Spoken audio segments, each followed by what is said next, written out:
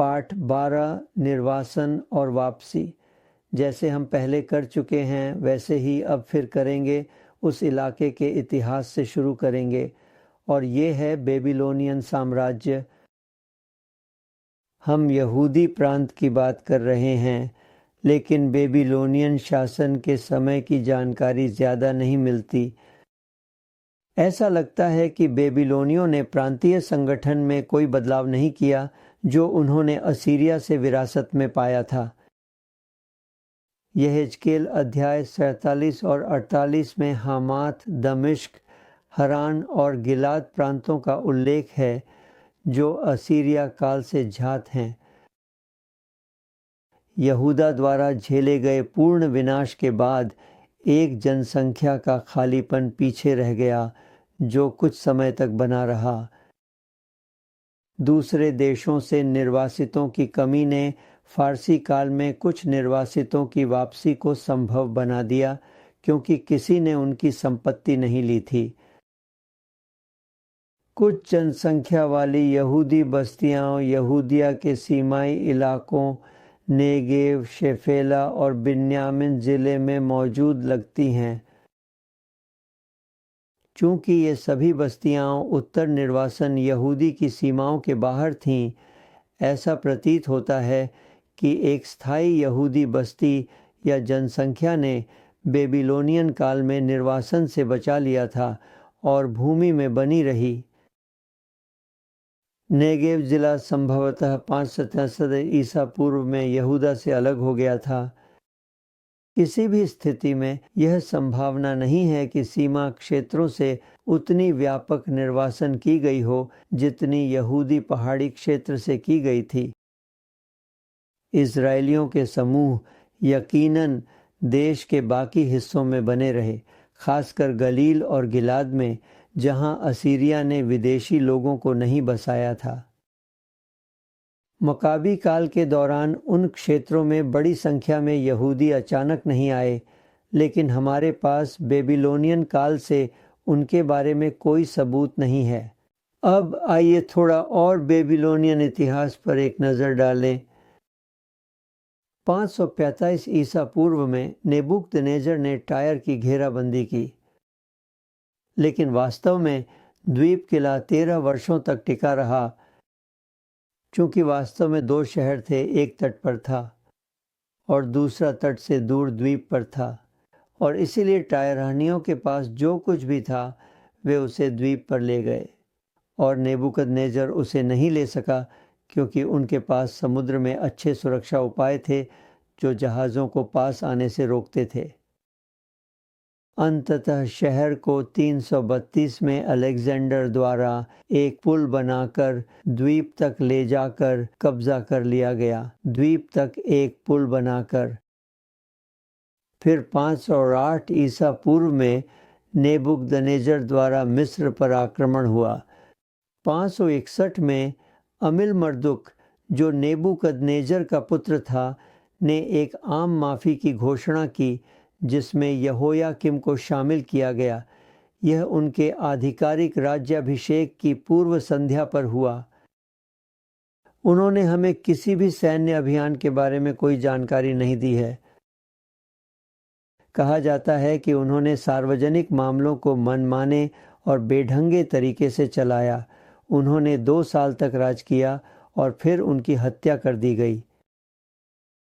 नाबोनिडस के अभियान में उसका उत्तराधिकारी 523 ईसा पूर्व में सीरिया गया। अब हम मीड्स और फारसियों की ओर धीरे धीरे और ध्यानपूर्वक मुड़ते हैं। बेबीलोन के पतन के साथ पूरा नव बेबीलोनियन साम्राज्य फारस के राजा साइरस द्वितीय के हाथों में चला गया। इसने एक साम्राज्य की शुरुआत की जो निकट पूर्व ने पहले कभी नहीं देखा था। ये नए लोग इंडो आर्यन, मीड्स और फारसी थे। वे हमदान और फारस के आसपास के ईरानी पठार के निवासी थे और आधुनिक केरमानशाह के आसपास के केंद्रीय पश्चिमी पहाड़ी क्षेत्र में रहते थे। फारसी शासन की अवधि 529 से 330 तक चली, जो अलेक्जेंडर महान का समय था। अब आइए फारसी इतिहास पर एक नज़र डालते हैं। कम्बाइसस ने 525 में मिस्र को जीत लिया।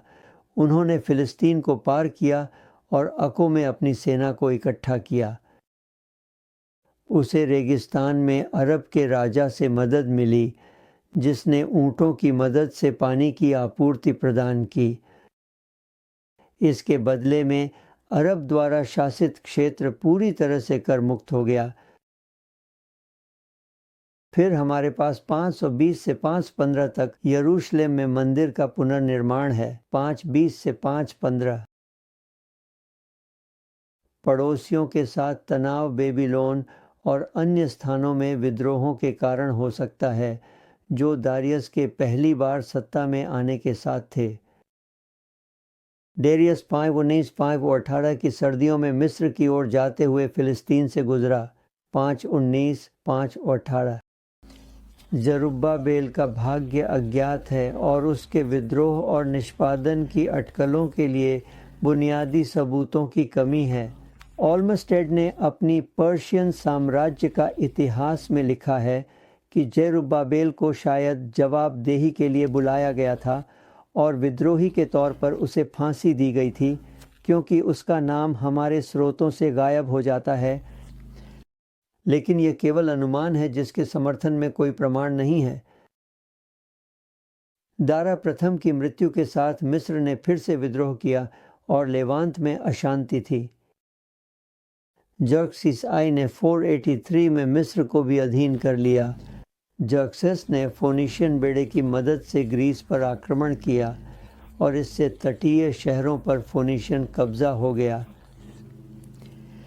एजरा का मिशन यहूदी पर अपने कानून और फारस के कानून को भी लागू करना था। शायद यह 429 में मिस्र के विद्रोह से जुड़ा था।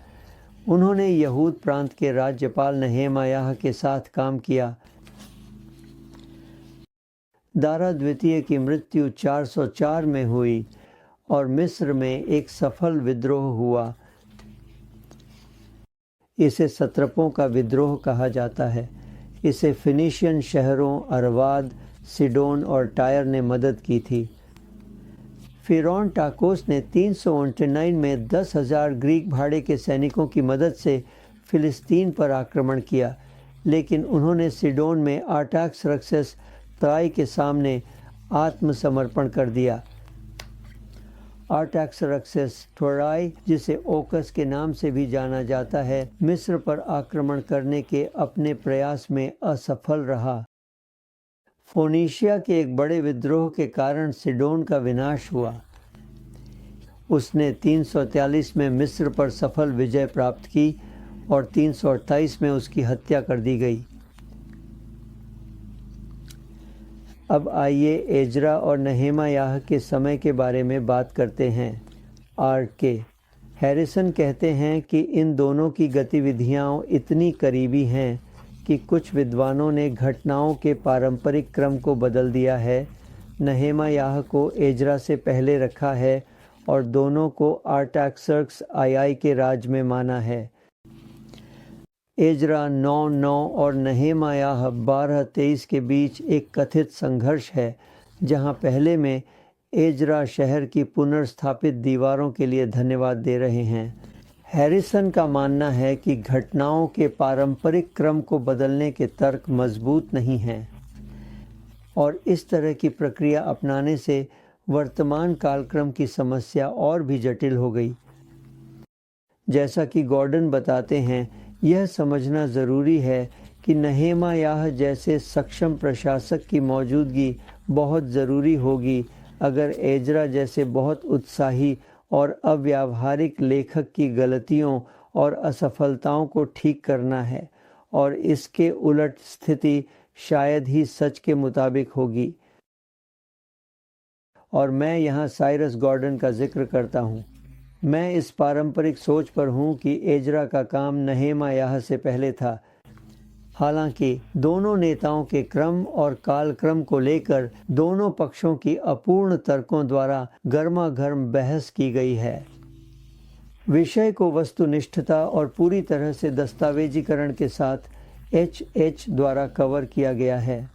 रोवली, एजरा और नेहेमायाह का समय के हिसाब से क्रम यह इग्नाज गोल्डसिंगर स्मारक खंड में है। पुराने तरीके के प्रति मेरी वफादारी सिर्फ परंपरा की वजह से नहीं है।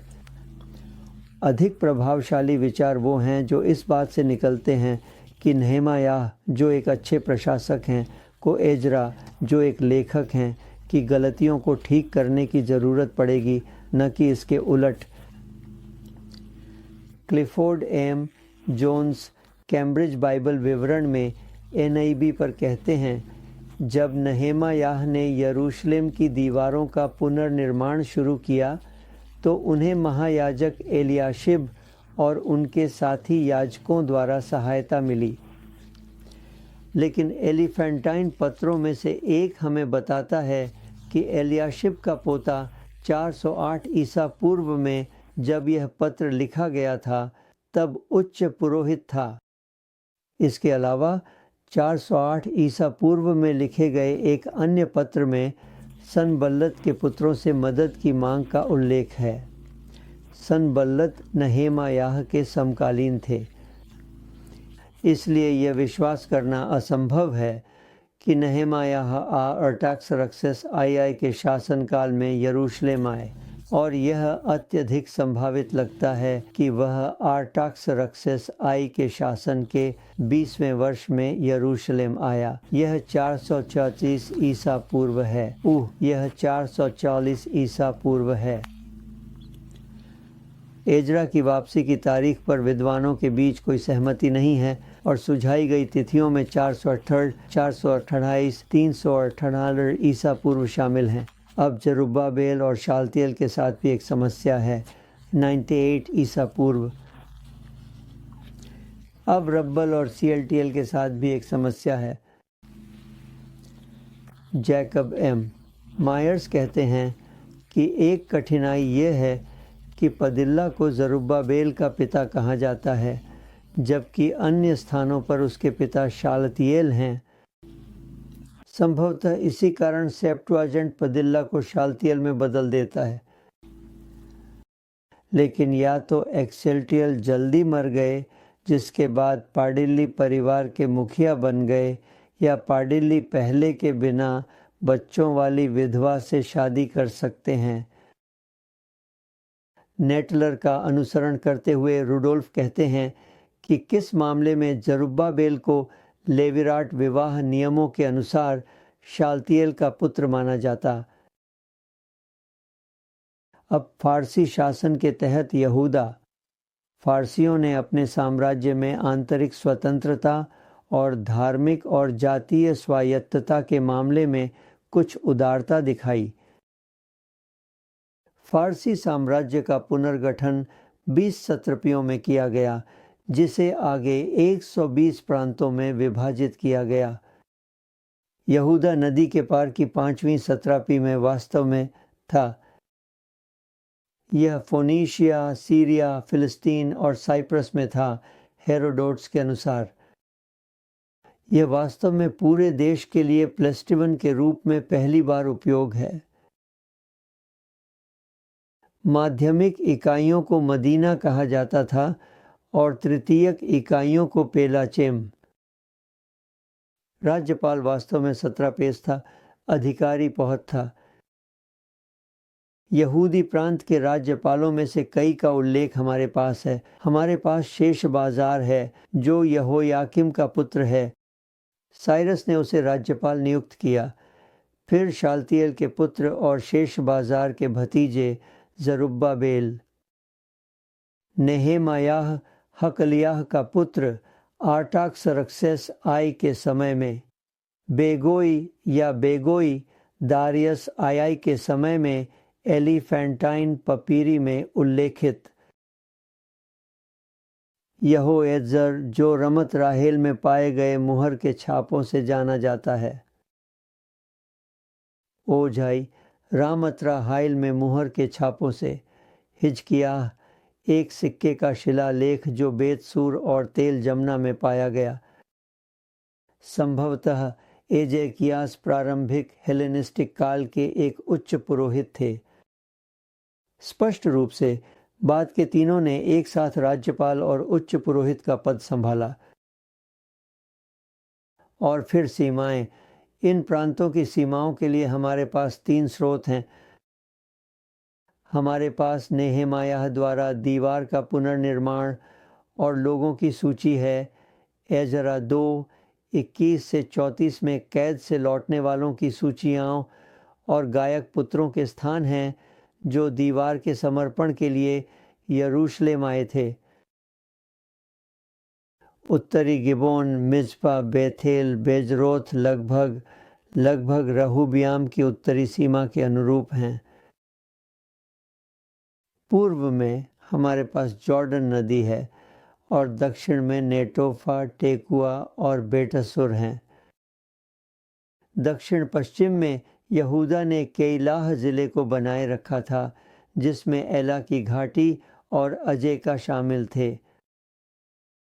पश्चिमी प्रांत में हमारे पास जेनोआ, किरियात यारीम, केथेलरा, बेथ हरोन और एम्माउस हैं। बेथ हरोन से सीमा गिबोन की ओर पूर्व की ओर लौट आई। लॉर्ड हदीद और ओनो के साथ पश्चिमी सीमा में एक समस्या है। यहूदा प्रांत का आकार लगभग एक आयत के समान था, जो भूमध्य सागर और जॉर्डन घाटी के जल विभाजक के साथ उत्तर दक्षिण दिशा में रामलाह से हेब्रोन के पास तक और पूर्व पश्चिम दिशा में जॉर्डन से इसके पहाड़ों के भूमध्य सागरीय ढलान के तल तक फैला हुआ था। उत्तर से दक्षिण तक यह 25 मील और पूर्व से पश्चिम तक 32 मील था। कुल क्षेत्रफल 800 वर्ग मील। खेती योग्य क्षेत्र की छोटी मात्रा और फारसी शासन के तहत लंबे समय तक शांति ने यहूदा में जनसंख्या की अधिकता उत्पन्न की। यूनानी इतिहासकारों ने आश्चर्य के साथ नोट किया कि यहूदी अपने सभी बच्चों का पालन पोषण करते थे, किसी को भी नहीं छोड़ते थे, जैसा कि यूनानी प्रथा थी। इस जनसंख्या वृद्धि से यह समझ आता है कि यहूदी बस्तियों का विस्तार तटीय मैदानों और यहूदा के उत्तर में पहाड़ियों तक कैसे हुआ, और विशेष रूप से अकरबा, अफारेमा, तिमना और लोड के ज़िलों में, साथ ही गलील और गिलाद में। फिर हमारे पास ज़िले और उपज़िले हैं। हमारे पास यरूशलेम और रामत राहेल हैं। यह यरूशलेम और गिबोन, केइलाह और अदुल्लाम से बना है, जो जेनोआ और केला है। मिज़पा गिबोन मिज़पा है, और बेथ हकारिम, बेटसूर और टेकुआ भी। जेरिको सना जेरिको है भी। संक्षेप में यहूदा को 6 ज़िलों और 12 उपज़िलों में विभाजित किया गया था। यह विभाजन योशिय्याह की प्रशासनिक व्यवस्थाओं पर आधारित था।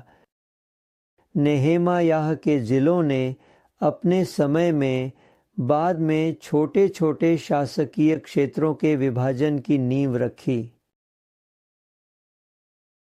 फिर कुछ और प्रांत हैं। हमारे पास सामरिया का प्रांत है, इडूमिया है, जहाँ एडोमाइट अरब रहते हैं, जो यरूशलेम के गिरने के बाद वहाँ आ गए थे। अशदोद, अम्मोन और टोबियाह, जो अम्मोनी सेवक है। तटीय इलाके में बड़े बदलाव हो रहे थे। फारसियों को एक मजबूत नौसेना की ज़रूरत थी और फोनीशियनों को खेती के लिए ज़मीन चाहिए थी।